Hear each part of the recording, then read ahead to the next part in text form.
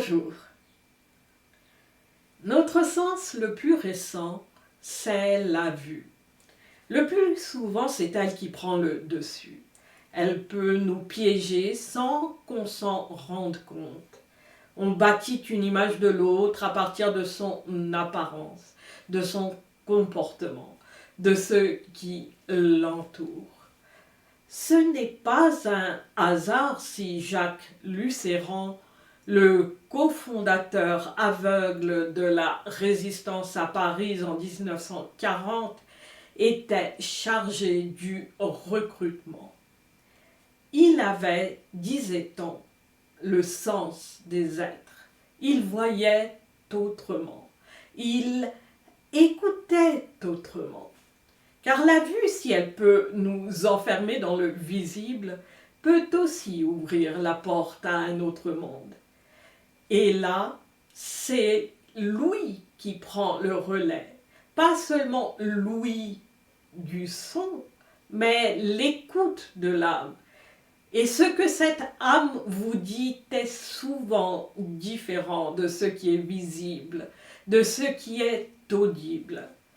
Ce processus reste en général inconscient, mais je crois qu'il agit en chacun.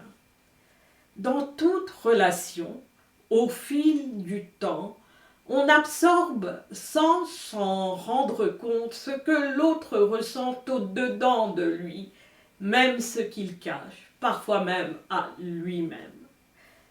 C'est pour cela que certaines relations, en apparence pleines d'attention, se délitent.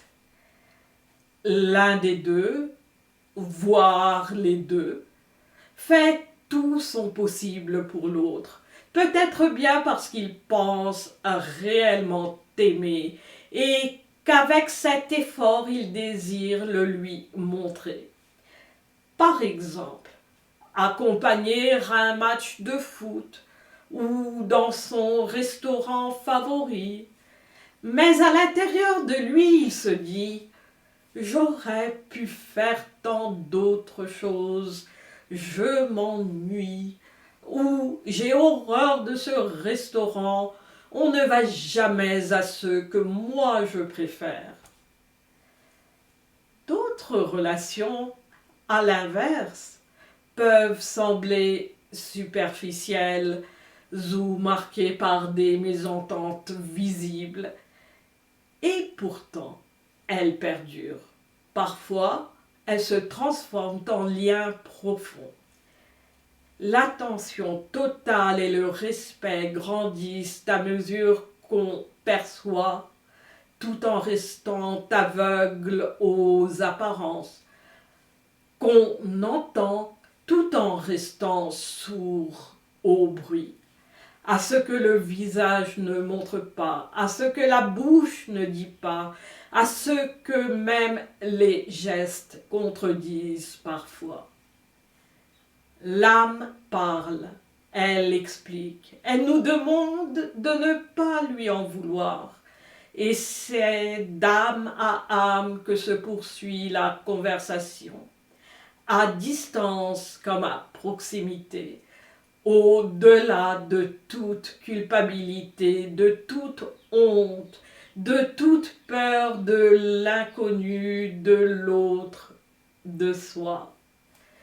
Plus on l'entend, plus ses besoins deviennent les nôtres, plus on découvre qu'ils l'ont toujours été.